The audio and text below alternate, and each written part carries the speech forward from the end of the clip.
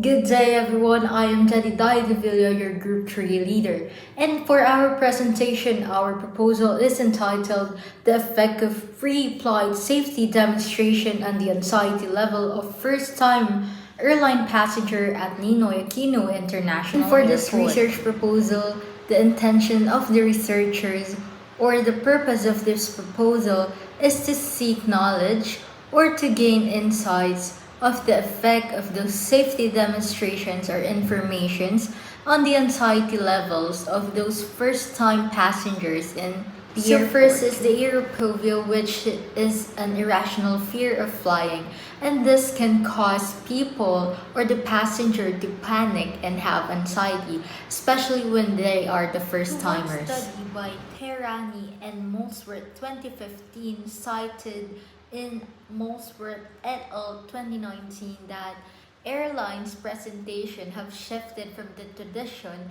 to something that is according humorous. To Terani and Molesworth 2015 as cited in Molesworth et al. 2019, airlines shifted their traditional presentations to something that is humorous and not boring. Hi, my name is Stephen Iwanuse, and for my part in the introduction, I'll be talking about some importance of pre-flight safety demonstrations. Now, many first-time airline passengers don't know what to expect in those situations. It could create some uncertainty and some panic. That's why pre-flight safety demonstrations are here to build confidence and reduce the uncertainty of the passengers. Some safety briefings can build confidence and safety of the mind so that they won't panic in those situations. Now, it can change the mood before takeoff. Hello, my name is Ethan Joshua de la Cruz, and one of my main roles in this research proposal is to create the statement of the problem, the sampling procedure, and the data analysis that will be used for the proposal itself. As for the research questions that we have hypothesized for this research proposal, they are 1. How do pre-flight safety demonstrations affect the anxiety levels of new flyers at Ninoy Aquino International Airport? And 2. What characteristics of pre-flight safety demonstrations heighten or decrease passenger anxiety?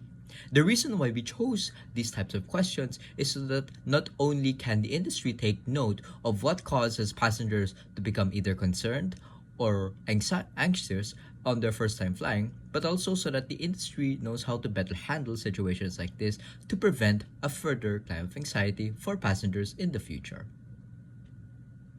For this study, our null hypothesis states that there is no difference in the mean anxiety levels for first-time flyers before and after the flight that is. The pre-flight safety demonstrations do not change their anxiety levels. On the other hand, our alternative hypothesis proposes that there is a difference. In particular, that anxiety levels will decrease after the safety demonstrations, showing that these presentations help reassure first-time flyers. I am Ana Sofia Ann Diaz of AM111, in charge of writing the Introduction's conceptual framework and the methodologies research design, as well as part of the sampling procedure to be used in the study. For the conceptual framework, the researchers have listed or graphed out all of the possible variables involved in the study. First, we have the independent variable, which is the in-flight safety demonstration, or more specifically, the information perceived from these demonstrations. Next, we have the dependent variable, which is the difference in anxiety levels from the first-time flyers. This difference is measured as a difference from the post and pre-test. Next, we have the mediating variable, which explains the relationship or the changes that occurred from the independent to the dependent variable. So here in this specific study, the mediating variable is the passenger's understanding of safety. Next, something that may influence the strength or direction of the relationship between the independent and dependent variable is the moderator variable. Here, in this study, specifically, we have the experienced turbulence during flight. Then, we have also listed out the confounding variables, unmeasured variables that may still affect the result of the study. That is, we have listed out three such as the trait anxiety, sleep quality, and language proficiency. We also listed our control variables and demographic characteristics. Here, the control variables, or the variables that are measured or controlled in the study, will specifically be the flight duration, time of flight, and seat location. We will also be taking note of the demographic characteristics such as age, gender, and purpose for travel. Overall, this conceptual framework shows the relationship between the perceived information from in-flight safety demonstrations, seeing how that becomes the passenger's safety understanding, and how that translates into the difference in anxiety levels pre- and post-flight.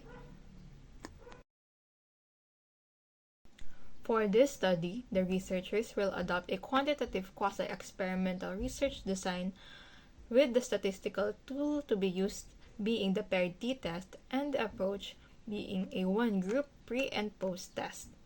In mind, this quasi-experimental research design has been chosen due to the fact that it would be highly unlikely to isolate the effects of the demonstrations on passengers in an airline setting.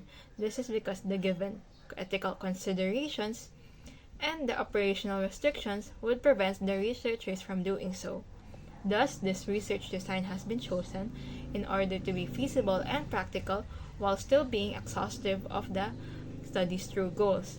That is, it would be possible with the quasi-experimental research design to still fully measure out the anxiety levels of passengers pre- and Hi, post-flight. my name is Stephen Ivanose, and my part on methodology, sampling procedure, we are going to use purposive sampling and stratified sampling to focus on the first-time airline passengers at NAIA.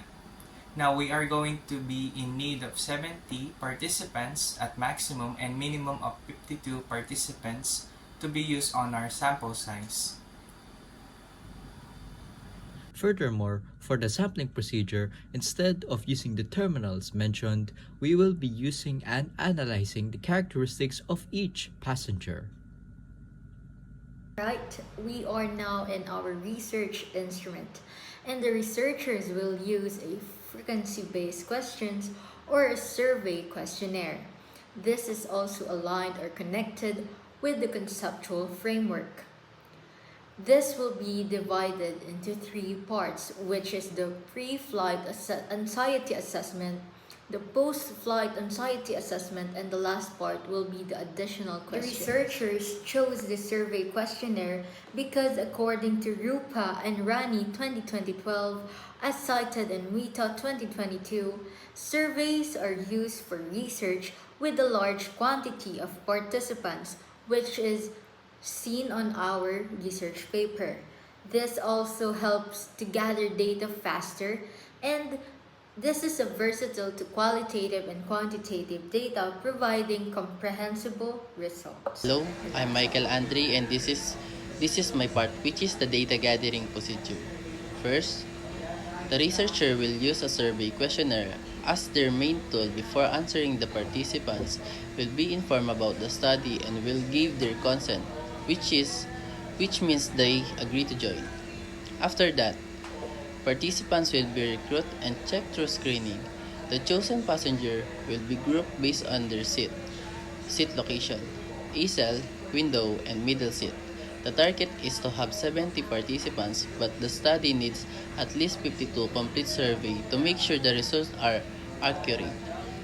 The survey has three parts: a pre-flight anxiety test, a post-flight anxiety test, and some additional questions. This will help measure the passenger anxiety before and after the safety demonstration. Once the survey are collected, the answer will be organized and checked for any missing information. After cleaning the data, and the researcher will use a paired t-test, a type of statistical test to compare anxiety levels before and after safety demonstration. In the end, this process will give the researcher a final sample and reliable result for the study. Thank you. For the data analysis of this research, we will use descriptive and inferential statistical analysis for the result summarization. Descriptive as in frequency counts, means, and standard deviations. The paired t-test will also be utilized and employed to check for any other significant difference. Regression analysis may also be used to assess the influence of other specific variables, such as gender, age, and type of flight. These variables in the end may or may not influence the final result of this research. All tests will also be conducted with a 0.05 level of significance use and will be finalized in the tune of graphs and tables. This will also be included with the final conclusion provided after this research. Good day, everyone. I'm Delusomar Jasper, and the topic I discuss is ethical consideration, confidentiality, informed consent, and voluntary participation. And that's all. Thank you.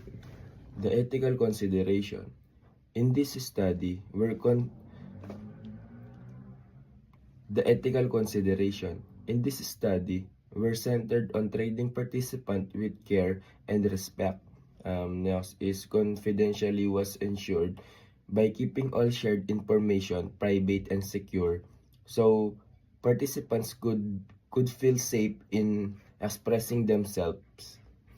Through informed consent, everything about the study was explained clearly, allowing participants to decide freely if they wanted to join without any pressure or fear of consequences. Their involvement was based on voluntary participation, meaning they were not forced or paid, and they always had the right to step away at any time. These practices made sure that the participants' right, safety, and dignity were always protected. Thank you.